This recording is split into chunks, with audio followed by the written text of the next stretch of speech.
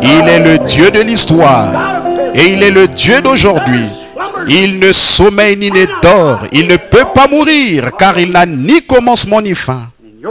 Dans votre cas ce soir, ami pécheur, il y a une petite pulsation que vous ressentez dans votre cœur qui vous dit qu'il est le même, qui vous dit qu'il peut vous libérer de tout fardeau, de tout crime et de tout péché que vous avez commis contre lui. Dans quoi pouvez-vous placer votre espoir? Pas même dans votre propre foyer, ni dans votre femme, ni dans votre famille, votre mère ou votre père. Mes espoirs ne sont fondés sur rien d'autre que le sang de justice de Jésus. Quand tout ce qui environne mon âme s'effondre, il est toute mon espérance et mon soutien. Sur Christ, ces rochers solides, nous nous tenons. Tout autre sol est du sable mouvant. L'Église, les amis, peu importe ce que c'est, toutes ces choses tirent à leur fin. Mais lui, il vit éternellement et parce qu'il vit, nous vivons avec lui. Que donnerez-vous en échange? Que pourrez-vous donner? Et si Dieu vous appelait ce soir à répondre au jugement, que ferez-vous à ce sujet? Vous placez vos espoirs dans la nation? Elle se disloque comme toutes les autres. Vous placez vos espoirs dans une certaine élection à venir? Ces hommes, je n'ai rien contre eux, mais ils sont mortels et ils passeront. Vous ne pouvez placer vos espoirs dans quoi que ce soit qui puisse tenir, si ce n'est dans le Dieu de l'histoire qui a promis qu'il s'élèverait et un jour béni. Il se peut qu'on vous amène là-bas et que celui qui enseveli vous enterre. Mais celui qui ressuscite viendra un de ces jours. Celui qui enseveli vous fera descendre, mais celui qui ressuscite vous fera monter, c'est sûr et certain. Car Dieu ramènera avec lui ceux qui sont morts en Christ quand il viendra. Car maintenant il est un Dieu de l'histoire pour beaucoup, mais il sera un Dieu d'aujourd'hui quand vous l'accepterez comme votre sauveur et qu'il sera réel dans votre cœur. Il y aura quelque chose en vous qui vous le dira. Il se peut que vous n'ayez aucune émotion, il se peut que vous ne pleurez pas, il se peut que vous ne parliez pas en langue, il se peut que vous ne couriez pas, il se peut que vous ne poussiez pas des cris. Mais il se passera quelque chose que vous saurez, qui vous fera savoir que quelque chose s'est produit. Votre vie va cadrer avec cela aussi longtemps que vous vivrez. Et quand la dernière heure arrivera et que vous quitterez ce monde, vous ne craindrez aucun mal, car tu es avec moi. Ta houlette et ton bâton me rassurent. Quand le médecin vous aura abandonné, qu'il sera parti et que vos veines commenceront à se refroidir, comme M. Vaudeur l'autre soir, notre illustre ex-maire de la ville. Il est allé écouter M. Nixon parler. Il est mort sur place, un homme bien en bonne santé, autant que je sache. J'étais en déplacement quand je suis revenu. Ma femme a dit, Billy, es-tu au courant qu'un tel est mort? L'autre jour, j'ai dit, ma petite fille était là à l'école avec une petite fille. Et dimanche, on l'a enterrée. Elle avait attrapé la pneumonie. Cela a atteint son cœur ou quelque chose comme ça. Elle, ça l'a tuée, elle est morte. Et une de mes amies là, Madame Williams, la femme de Buck Williams, je le connais depuis des années. C'est la Brockman là-bas. Elle est ici quelque part dans le bâtiment. C'est sa sœur. Elle habitait là à côté de nous pendant des années quand on habitait de l'autre côté de la rue. Elle s'en est allée. Elle était un peu nerveuse, mais à mon retour, elle était partie. Vous voyez ce que c'est? Un de ces jours, c'est que vous allez y faire face. Et tout l'argent que vous pouvez amasser, tous les amis que vous pouvez multiplier, il n'y a pas de mal à ça, mais toutes ces choses, reléguez-les au second plan. Croyez que ce Dieu de l'histoire est le Dieu d'aujourd'hui, qu'il est le même, vous verrez ce qu'il fera pour vous. Pour vous qui êtes malade et qui êtes dans le besoin, le médecin vous a abandonné. Il ne peut plus rien faire pour vous. Souvenez-vous, le Dieu de l'histoire est le même Dieu aujourd'hui. Prions pendant un instant maintenant, alors que nous courbons la tête. S'il y a ici ce soir, je ne sais pas. En ce qui concerne le salut de votre âme, s'il y a ici ce soir qui savent que c'est Dieu a promis qu'il viendrait en un instant, en un clin d'œil, quand vous n'y penserez pas. Si ce Dieu n'est pas avec vous et que vous vous imaginez simplement que vous l'avez, souvenez-vous, telle voie paraît droite, mais son issue, c'est la voie de la mort. Si vous n'êtes pas certain que vous êtes sauvé ce soir et que s'il venait, vous irez avec lui, voulez-vous simplement lever la main vers lui et en le faisant, dire, aie pitié de moi, ô Dieu.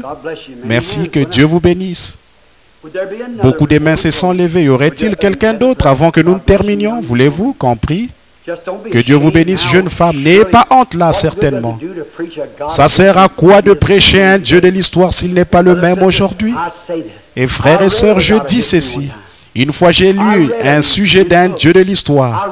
J'ai lu son sujet dans les livres. J'ai lu son sujet dans la Bible. Mais un jour, je l'ai rencontré. Il est venu à moi.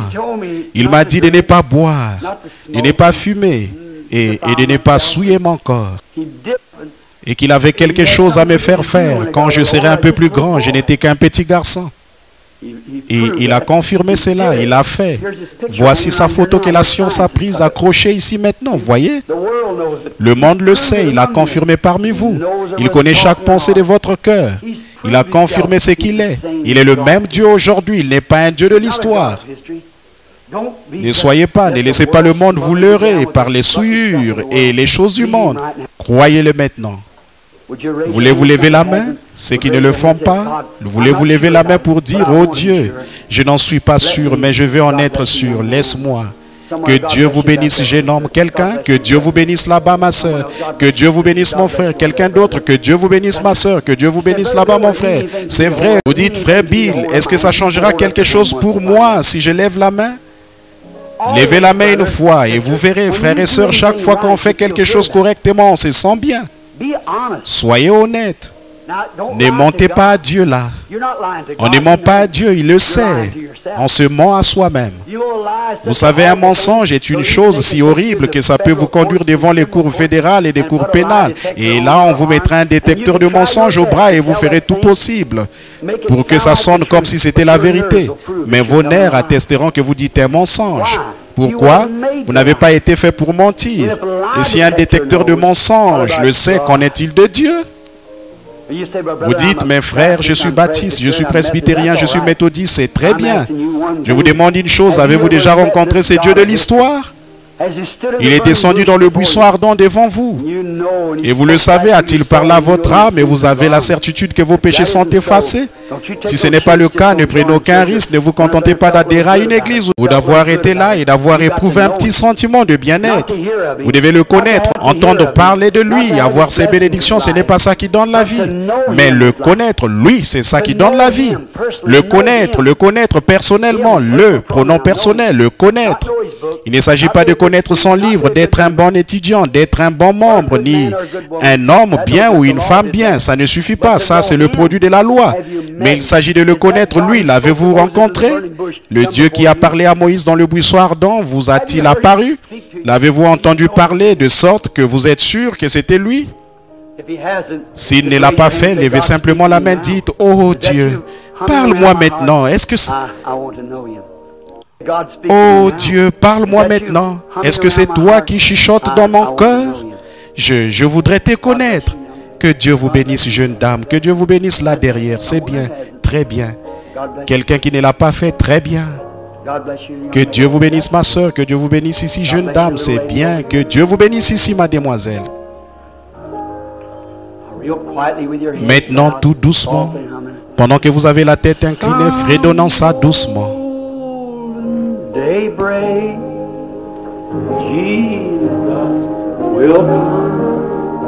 Par un clair matin, Jésus viendra. Par un clair matin, fin des combats.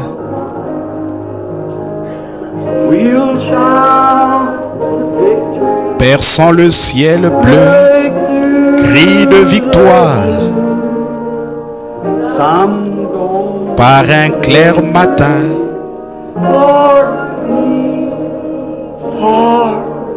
pour moi, pour toi.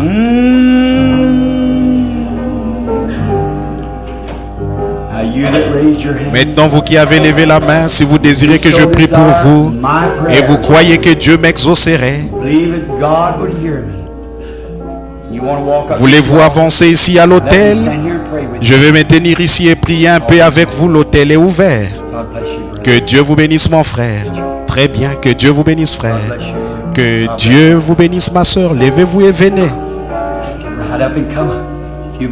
Si vous croyez que Dieu vous aidera et qu'il exaucera la prière que je ferai pour vous aider à venir à lui, à le connaître, avancez maintenant. Ne voulez-vous pas le faire? Par un clair matin, Jésus. Qu'est-ce qui nous dit que ce ne sera pas demain matin?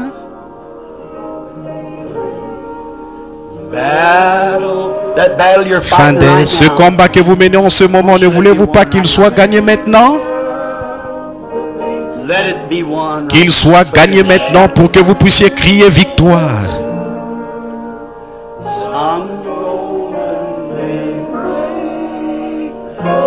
Par un clair matin pour moi, pour toi.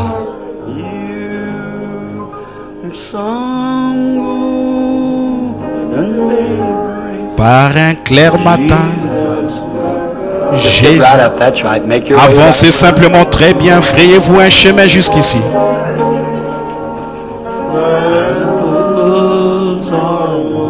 Fin des combats. Perçant le ciel bleu, cri de victoire. Par un clair matin. Ne voulez-vous pas venir maintenant pendant que nous vous attendons? Nous allons vous aider ici par la prière de la foi, une grande efficace pour nous. Ne voulez-vous pas venir? Je vous incite à venir, d'accepter le Dieu du temps présent. Pas simplement un Dieu qui consiste à aller à une église et dire, eh bien, j'ai adhéré à l'église. Ce Dieu-là ne fera pas l'affaire. Un Dieu méthodiste, un Dieu baptiste, un Dieu presbytérien, un Dieu pentecôtiste ne fera pas l'affaire. Recevez le Dieu de cette Bible. Un Dieu pentecôtiste ira dans le monde, un Dieu méthodiste ou un Dieu baptiste ou tout autre Dieu dénominationnel. Mais le Dieu de cette Bible vous rendra semblable à Jésus.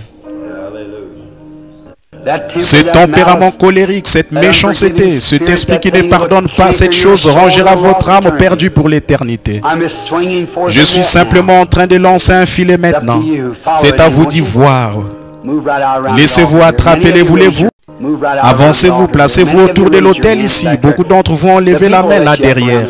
Vos voisins de siège vont vous laisser passer. Que le Seigneur vous bénisse, jeune homme.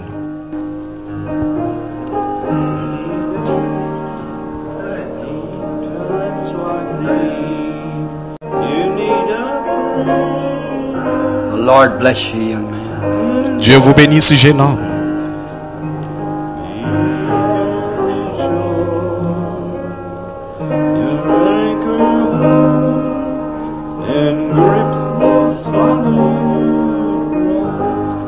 Now while she's softly playing the music, Maintenant, pendant qu'elle joue doucement la musique, here stands plusieurs se tiennent ici autour de l'autel.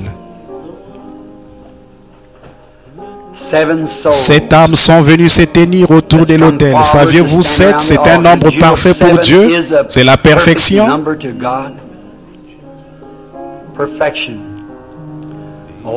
Le Saint-Esprit vient de descendre sur une personne qui se tient ici, maintenant même. C'est ce que j'appelle le Saint-Esprit, mon frère.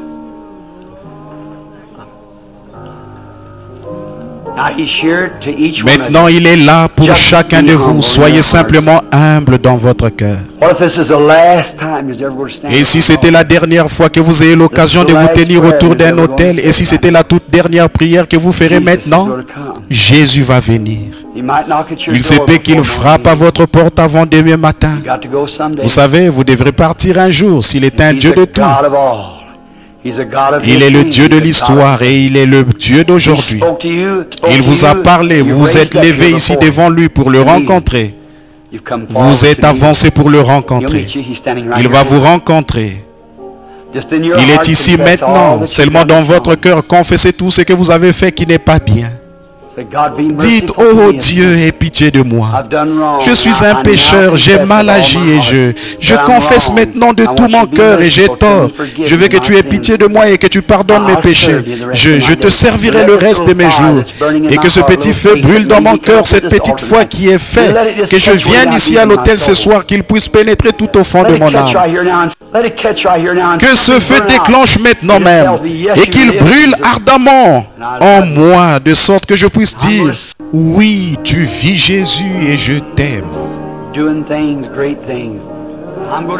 Et je vais te voir entrer en scène dans les prochaines heures pour accomplir des choses, de grandes choses. Je suis content de m'être avancé quand tu as parlé à mon cœur. Je vais te voir débarrasser les gens des cancers, guérir les malades et les nécessités, les entendre revenir et témoigner ce que Dieu aura fait pour eux. Ce Dieu de l'histoire qui est sorti de l'histoire, c'est le même aujourd'hui qui entre en scène. En effet, cette fois-ci, il vient pour rester sa seconde venue. Prions maintenant. Que chacun de vous prie avec moi. Dieu bien-aimé, j'amène cette âme devant toi maintenant. Le premier soir a produit cet astre errant.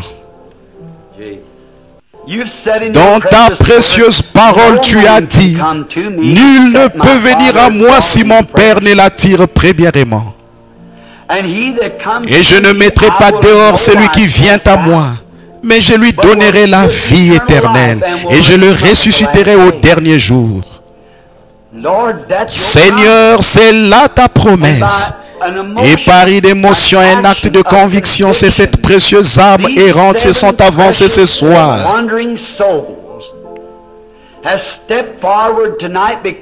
Parce qu'elle croit que le Dieu qui a parlé aux prophètes, le Dieu qui a parlé à l'aveugle, il vit encore aujourd'hui. Et elles se sont avancées pour le rencontrer. Ce même Dieu qui a fait la promesse et qui a rencontré le lépreux sur son propre terrain, qui a rencontré la femme à la perte de sang au bord de la rivière, qui a fait faire demi-tour à la mort quand il a rencontré au sépulcre de Lazare. C'est le même Dieu ce soir, il est ici pour rencontrer cette mort spirituelle et lui faire faire demi-tour. Et dire, retire tes mains de ces gens qui sont venus me confesser après que mon esprit leur a fait la cour. Je leur donnerai la vie éternelle et personne ne peut me les ravir. Je les ressusciterai au dernier jour. Nous te remercions pour eux, Père. Et nous prions qu'ils restent fidèles entre tes mains jusqu'à ce que la mort les libère. Quand ils entreront dans les joies du Seigneur en ces glorieux jours, quand le souper des noces aura lieu dans les cieux, quand le roi viendra et dira, te souviens-tu du 1er octobre 1958 dans ce petit tabernacle en béton? Tu t'es avancé et tu m'as reçu comme ton sauveur. Je t'avais parlé à ce moment-là. Tu étais un pécheur, mais maintenant je t'ai sauvé, maintenant tu es à moi et tu as la vie éternelle. Entre maintenant dans les joies que j'ai préparées pour toi dès la fondation du monde. Accorde-le, Seigneur. Ils sont à toi maintenant, nous te les confions au nom de Jésus-Christ. Amen. Maintenant que l'auditoire garde la tête inclinée, je vais demander à chacun de vous qui êtes ici à l'autel, sentez-vous dans votre cœur, là tout au fond de votre âme, que la petite flamme de la foi qui vous a dit de venir ici à l'autel, d'accomplir l'acte que vous venez d'accomplir, après que vous avez levé les mains, que vous êtes avancé, sentez-vous que cette petite flamme a commencé à brûler et à devenir une vraie foi vivante dans votre cœur. Croyez-vous maintenant que Jésus a pardonné vos péchés et que vous allez être à lui à partir de maintenant? Si c'est le cas, voulez-vous lever la main droite vers lui? Ceux qui sont tout autour de l'autel, levez la main droite si vous sentez que Jésus a pardonné tous vos péchés. Ceux qui sont autour, maintenant il y a 2, 3 mains qui ne se sont pas levées, maintenant que tout le monde continue de prier.